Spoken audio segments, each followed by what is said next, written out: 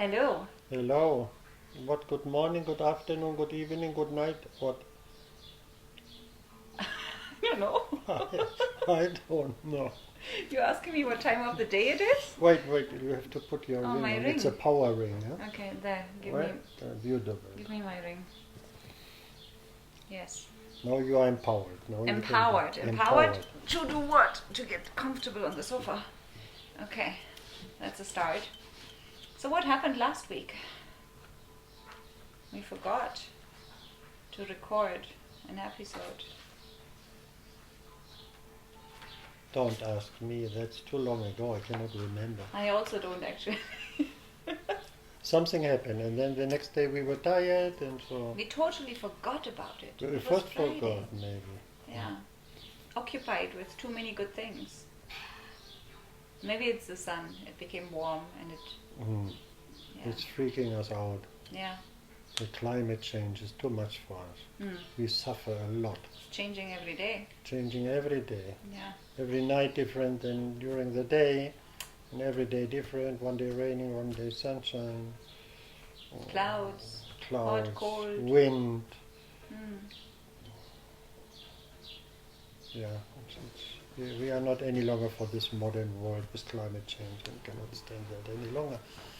Okay, you start to read? Or? Yeah. Yeah. Yeah, we have an exciting chapter ahead of us. What? Looking for the master. Look, just to looking for the master. The idea that came yesterday, that some people are looking for a master. Mm-hmm. And to be a master would mean that you have something to teach. Mm. No, you are a teacher. No, you are a master. You are a teacher. No. Now, from a spiritual point of view, there's something completely different. A master or a benefactor. The master is teaching you some rituals or a way of behavior or this or that, but you can never learn what in reality you could or should learn. That only can do the benefactor for you. And the benefactor is doing that by pushing you, by trying to erase the patterns that you have in your mind or in your subconscious mind that are written there, to get rid of all these patterns, and then suddenly you start to understand the life in a different way. You perceive it, you start to feel it. You do not judge it according to the patterns they put into you from being a little child, or maybe even from your forefathers or from wherever that comes. No, like the story of Rumi, he was a teacher teaching thousands of students. Yeah, he had something to teach. The rules of religion, the behavior, how to pray or whatever they were doing. And then this guy showed up, Shams the Tabriz, and took his book and threw it into a well. And Rumi got angry. And Shams said, oh, if you want, I can take it out, and I promise you it will not be wet. So then he quit completely from his teachings and went into seclusion with that man, maybe for a year or longer. And finally it appears that his students, they were so jealous, they killed that man because that man stole the teacher from them. Mm. But in the first moment, Rumi was a teacher because there were subjects to teach. So if these young people now they are going and they are hoping for this opening to get more connected to the source or to something deeper, yeah, that cannot be transmitted by a teaching. There's no teaching for that because there's no understanding for it. Any understanding goes in the way of getting closer to the source, because it's another concept that you are following, and any concept will bring you away from that. So you have to get rid of the concepts, and you do, or it can be done to you by, like the Buddhist teaching, no? As a joke, someone is coming to the mountain and the Buddhist is sitting there, and the Buddhist said, what do you want? And the guy said, I want peace. And the Buddhist said, okay, leave out I and want, and then you have it. It's by things that are completely absurd. It's not a teaching that you can later follow. No, it's just making pang in taking these patterns out. No, that is a benefit. A master, master is good. You can learn yoga, you can learn meditation. That a master will teach. But the other things, that has to be, your heart has to be empty, so that this can come into your heart. If your heart is full with your own perceptions, then it cannot. It's not possible. So in the book, still I'm talking. The last days I was trying to figure that out. In that book, still I talk about the master, because apparently it's there. No, you find the master, but my master said to me, "I will not teach you by talking. The teaching is by sitting here." And I ask you sometimes. Now you are sitting here for 2 years. I don't know why you are still sitting here, but you are sitting here for 2 years. And I ask you, so what I am teaching you? And in reality, it's maybe some word in one moment, but in reality, it's nothing. It's just by being here. No, and by telling you, control your thoughts, shut up, low down, and just let it happen, and try to get rid of all your old perceptions or conceptions you had. Beliefs, patterns. No? Yeah. And that is not there's not a recipe for that. Oh, later, you have to do this in the morning and that in the afternoon and that. No. And what might be for me might be completely different for another person. Claro. Yeah. Eso. Vamos a leer. About you looking for a master. Okay, yes. I took with me on my trip the book that one of our friends had given me, and which described the journey of an Englishman through Turkey, accompanied by his master Hamid. With the book in hand, we tried to follow the author's steps in the hope of meeting one of the masters mentioned here. The first stop took us to Side, a small village on the southern coast of Turkey, on the Mediterranean. There was a beautiful beach with very old ruins half sunk in the sand. This was the place where, according to the book, the Englishman's master was supposed to live. So we sat there in one of the few restaurants and waited, hoping that Hamid would show up. It could be this man or that man. We waited in vain. Only much later, when I reread the beginning of the book, did I notice that the author had of course changed almost all of the names of the people and places. After many years I found out his real name, Bülent Rauf, but more on that later. This is... You see, I was so anxious to find the master that I did not read the first lines of the book. Yes, of changing names and places. Poor me. Our next destination was Konya, a university town in the heart of Turkey in Anatolia. Konya is the home of the world-famous poet and Sufi master Mevlana Rumi, of Persian origin. As a boy, he fled the Mongols with his parents, and the family then settled here in Turkey. Rumi is one of the most widely read poets in the United States. The city was mentioned in my book as the final resting place of the great master Rumi. He was not only an incomparable poet, but also the founder of the order of the whirling dervishes. Maybe in reality it was not him who founded the order, it was his son. Mm-hmm. It always, or normally happens like that. No, the first person is there just spreading what he has to give, and then the others, they make more a system out of it. No? Maybe whirling dervishes, I'm not sure how many, sometimes people whom we talk to about it don't know what it is. A whirling dervish. What is a dervish? Maybe we start there. I don't know.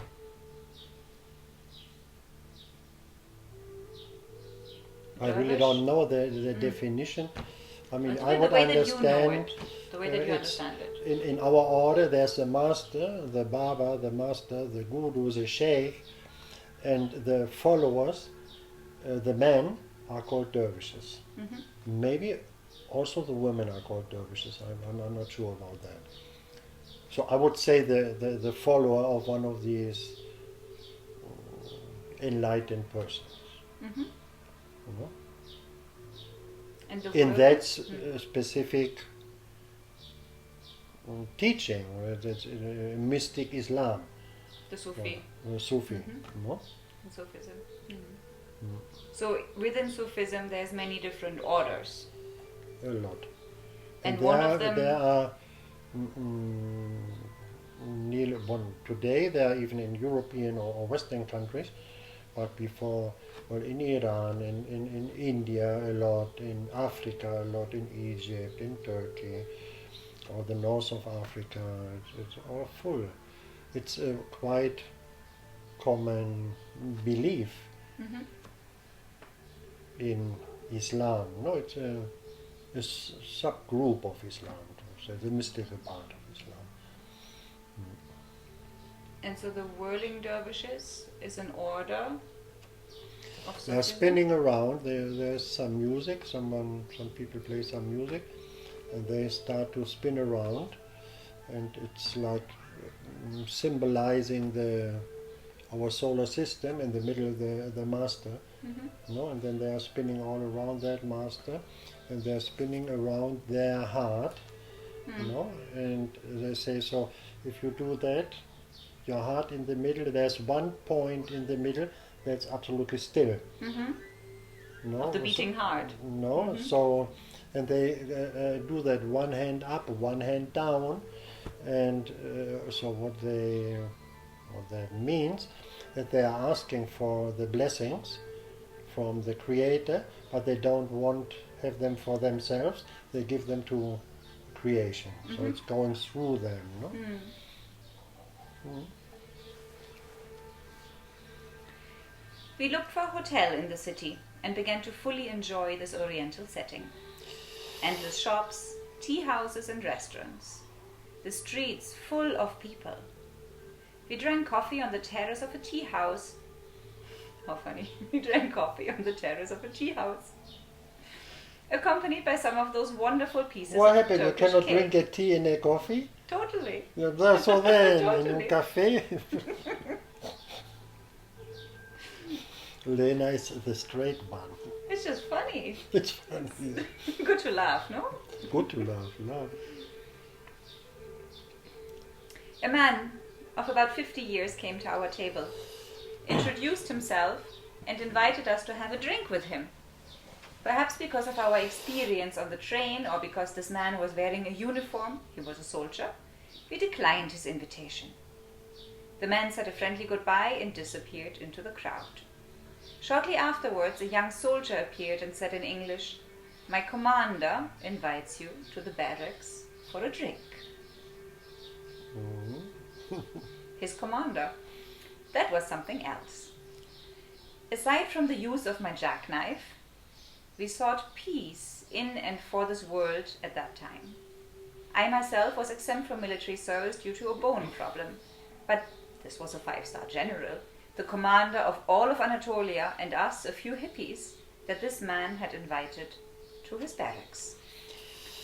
At the entrance to the barracks, in a kind of corridor, there were several soldiers who greeted us with their hands on their peaked caps, like they did a proper salute. Check. And we did the same. It was so funny. I mean, we, the hippies with our long hair and Indian dress, earring. What a strange situation. I with my long harem pants, white shirt, earring and long hair, and my companion dressed similarly, only a little smaller, returned the greeting. Small, yes. Elisa was German but had a Greek grandfather on her father's side. She had never met her grandfather because he emigrated to Africa later in life and ended his life there. Ended his life there. As in, he passed away there eventually when his time came. Okay. But her slightly darker skin, curled hair, and almost black eyes were probably his. We were led into a spacious room where there was the general and another younger man. It turned out that the young man was an English teacher, a friend of the commander. The teacher helped us with the translation. We were offered a Coca-Cola, and then the questions began about who we were, where we were from, and why we had traveled to Turkey. Everything was answered, not without a little discomfort, since we were in a strange environment for us. We were treated extremely kindly. In a moment, the general approached one of the huge windows. It was slowly getting dark outside, and an impressive sunset could be seen in the distance. The commander, whose name was Ehrenler, see. asked, "Do you want to experience the sunset out in the countryside? I have a friend who owns a large farm there. We could visit him, if you agree." I looked first at the general and then at the sunset. If this high military official had noticed the wonderful sunset out there, then he couldn't be a bad person, I said to myself. We agreed, and off we went, together with the translator, in a Land Rover out into the countryside. The farm owner reminded me of the father of the Bonanza series. It was the same, eh? The same, just Bonanza. No, this giving confidence, no, just a nice older man, white hair, no. It was wonderful. Grey hair and a very friendly face. The table was set on the terrace, and drinks, bread, cheese, and olives were served. As the sun gradually disappeared over the horizon, we ate and chatted. Music was played, and Ehrenler showed us how to dance in Turkey. My girlfriend accompanied him for a while. With her Greek blood, the movements were easy for her. I tried, but apparently I was too rigid or too German. Poor German. No way. Later, Ehrenler started rolling a joint and asked us if we wanted to smoke too. He casually mentioned that he had taken this lump of hashish from a prisoner this morning. My brain was bursting. That could not be true.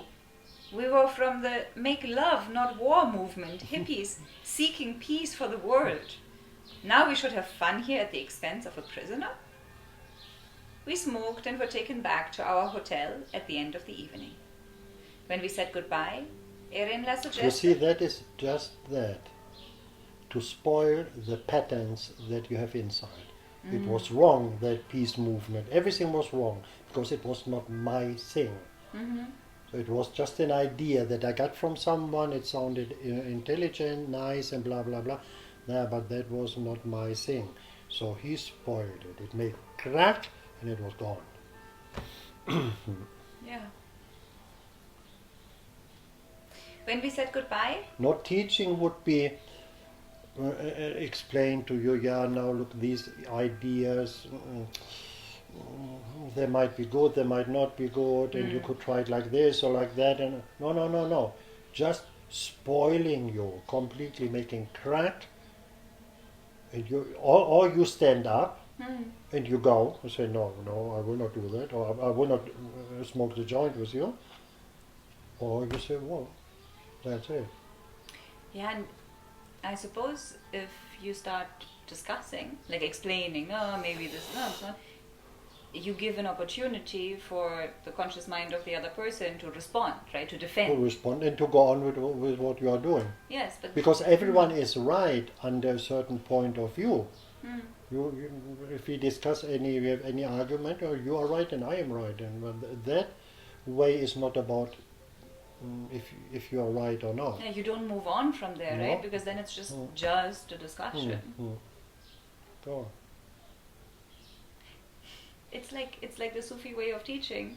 That's stories, the way, right? Storytelling. But here it is just like a life story. It's like it's just blowing your mind that he's a general and he took hashish from a soldier. He took hashish from a soldier, and now he's five-star smoking general it. of a region that is similar to all of Andalusia. I mean, he was the commander of all that. No, why he would invite these hippies? Why are you doing that? Later we found out. When we said goodbye, Ehrenler suggested that we go to lunch together tomorrow in an extraordinary restaurant in Konya. He promised to send one of his friends, a millionaire, to the hotel in his car to pick us up. That is the place where we want to go to Meram. These beautiful gardens where the cook of Rumi is buried.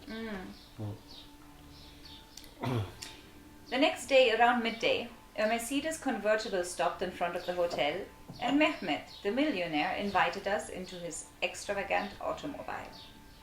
We drove to the university and met Erenla there. He apologized and explained to us that he could not come to dinner because there was a student demonstration on the university campus and he and his soldiers were supposed to keep order. Since Erenla couldn't accompany us, he sent the director of the university, as well as his friend, the English teacher, and Mehmet, the millionaire, to lunch with us. So you come there are these, all the students, there was a demonstration or whatever, but from his point of view, it was just to keep order, that nothing bad will happen.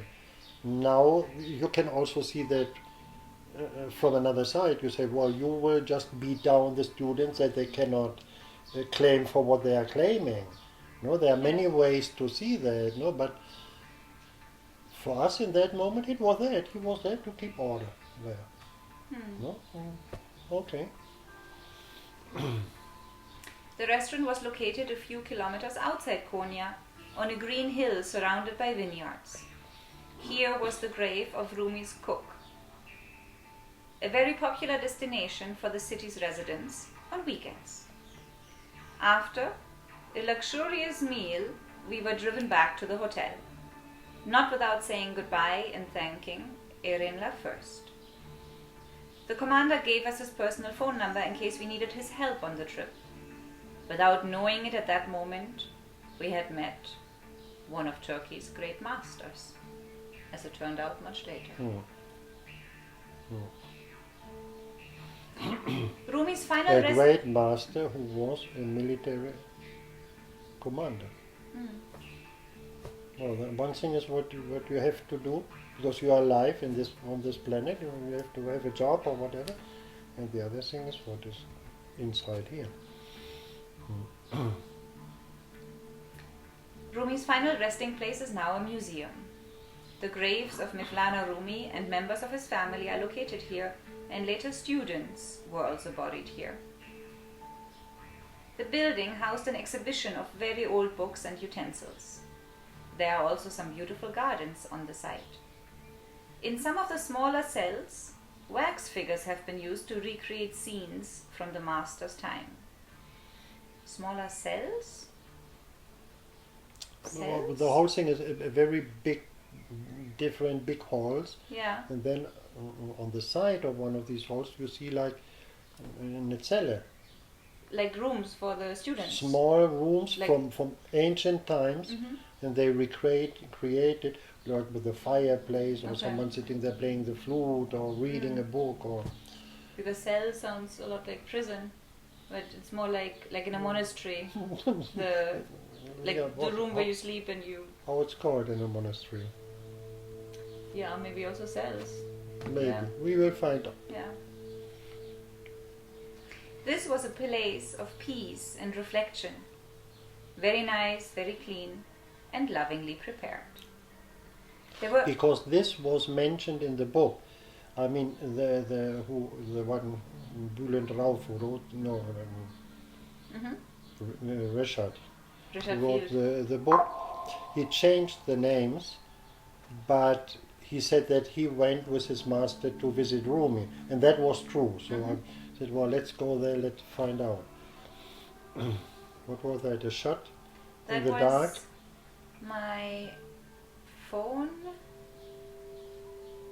telling us that it is relatively low on battery, I believe. Yes, but that's fine. It's enough for now. Okay, do whatever you have to do. This was a place of peace and reflection. Very nice, very clean and lovingly prepared. There were a lot of golden characters there, on the graves or on the pillars of the building.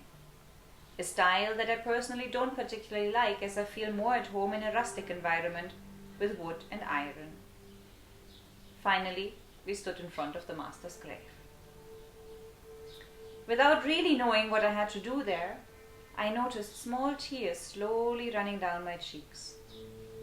Ashamed, I looked down at the floor and then to the right and left to the people who were there with me. Almost everyone was crying, so the tears weren't a problem here. And suddenly something exploded inside of me. Without really uttering a sound, I began to say, speak, or rather almost shout the following words to my Creator. You know very well that all my life I have been looking for a person like Jesus Christ. I can understand that it is probably impossible to meet the person of Jesus today, since all this happened 2,000 years ago. And now I'm standing here, in front of the grave of a person who, as people say, was very similar to Jesus Christ. But this man also left our world about 800 years ago. If there is not one of this kind of people on our planet today, you should rather cancel your creation. This creation makes no sense to me, and life is not worth living if everything revolves around working, eating, resting, and working again. Well, they translated it a little bit more friendly, because what I said is, your creation is a big shit, and you should erase it. It's not worth living at. If it's only about working, sleeping and eating. I was beside myself. The words just flowed out. It was certainly neither friendly nor well-mannered, but rather presumptuous. But the words probably came straight from my heart, and they were heard. The next morning, Elisa and I boarded a bus that would take us to Istanbul, 800 kilometers away, where we arrived late in the evening. We moved into a small hotel with a cozy terrace right next to Hagia Sophia. The following day, we visited the big bazaar with its thousands of shops. Next to it was a smaller book bazaar with an enormous number of tiny bookshops. Everything in Turkish or Arabic. Ultimately, we decided to enter one of those stores.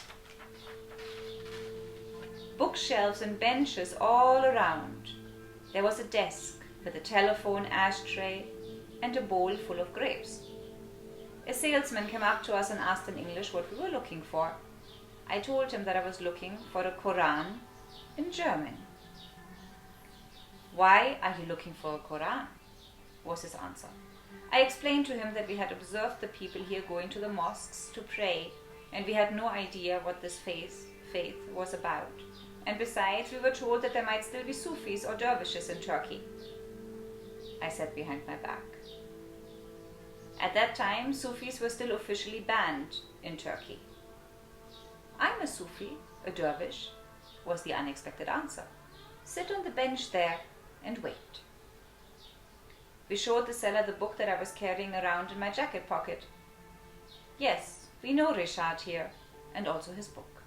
So we found one of the masters mentioned in the book. Without Without knowing where to go or how to do it. Ibrahim, that was his name, regretted not having a German or English Quran, only Turkish or Arabic. Little by little, the small shop filled with people, all men, and after waiting for a while, I felt a tingling sensation in my right arm, a sign that something unusual was approaching. So you were already aware of that? I felt that. Yeah, something. Wow, something's coming here. A tall, heavy man entered, with huge hands and a very, very deep voice. The man sat down at the desk and started making a phone call. He lit a cigarette and occasionally put a grape in his mouth. I asked Ibrahim what we should do now. He replied, watch him smoke, talk on the phone and eat. I was close to despair. Again, I felt this anger or lack of understanding inside of me. I already knew how to eat or talk on the phone.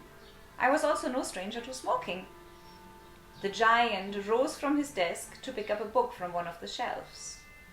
Everyone present, including Elisa, stood up from their benches. Everyone but me. I didn't even know this gentleman. Didn't know who or what he was. I also planned to travel to India to look for a guru, and I knew very well what a guru should look like. Long white hair, a lush beard, exotic robes. This man was simply dressed in a suit and a tie. It turned out that he was the owner of the bookstore. So I sat there, the only one who remained seated. The owner put the book back on the shelf to pull out another one. He kept doing this until I couldn't take it anymore and finally got up. At that moment he put the last book back and went to sit down at his desk. Everyone sat down on their benches again, including my friend. But not me. I looked stupid, too proud to sit down, until I finally gave up and sat down. The boss, Metin, nicknamed Ashki, stood up again. This game was repeated several times without Metin even looking at me or saying a word to me. Finally, the owner left the shop and with him all the visitors who were present. Only Ibrahim and we stayed behind. Ibrahim looked at me and said, "If you really want something, come here tomorrow evening at 6 o'clock. I invite you to eat in a small restaurant and then we go to a place where the owner meets with his people. Be on time, don't be late."